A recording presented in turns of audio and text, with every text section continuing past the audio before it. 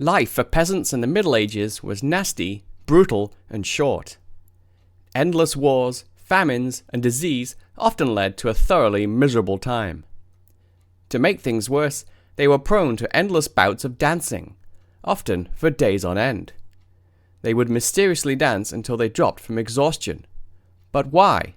And what caused this dancing mania? It's July 1518. A woman begins dancing uncontrollably in the street in Strasbourg, France. She continues for over a week, by which time several dozen other people have joined in. Within a month, an estimated 400 people were dancing in the street, non-stop, for no reason. People would only stop once exhausted, often collapsing to the ground. No problem, others would simply replace them in the dance.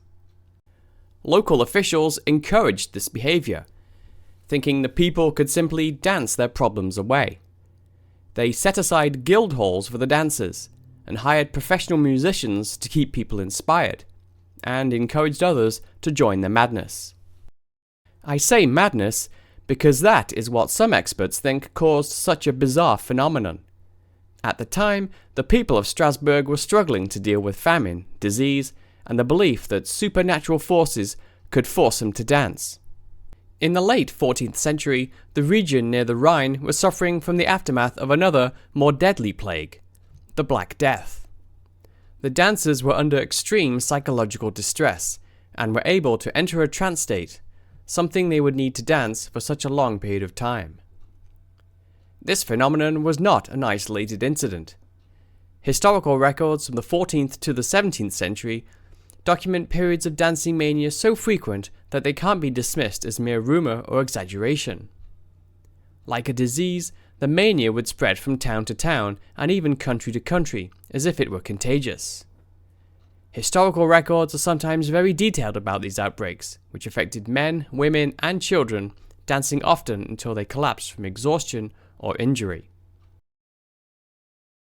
The first recorded outbreak of dancing mania is actually from the 11th century.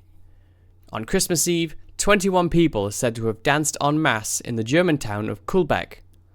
A couple of hundred years later in Erfurt, another incident was recorded.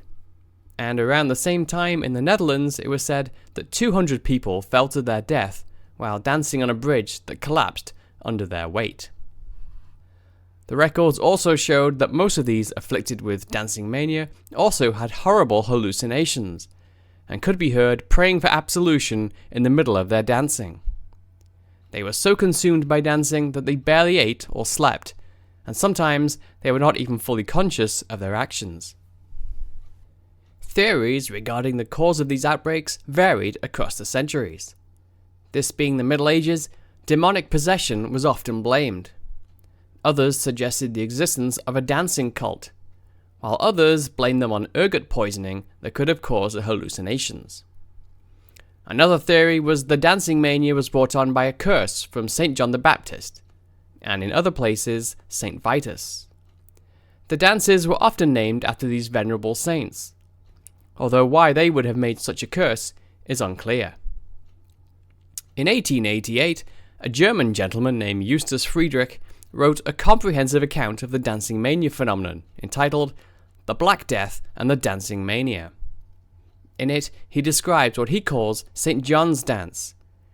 People formed a circle, hand in hand, and appeared to lose all control of their senses. They continued dancing for hours in wild delirium until falling to the ground in a state of exhaustion.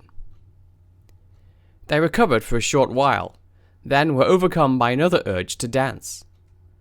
Historians believe the outbreaks were most likely examples of mass psychogenic illness, triggered by fear and depression. Remember that devastating famine, crop failures, and disease were frequent. This fear, combined with the religious belief that such hardships were the result of God punishing them for their sins, made people, according to this theory at least, susceptible to mass delusions that may have given them a distraction from their troubles. We will probably never know what exactly caused the dancing mania of the Middle Ages, but the urge to dance away one's troubles isn't all that strange, if you think about it.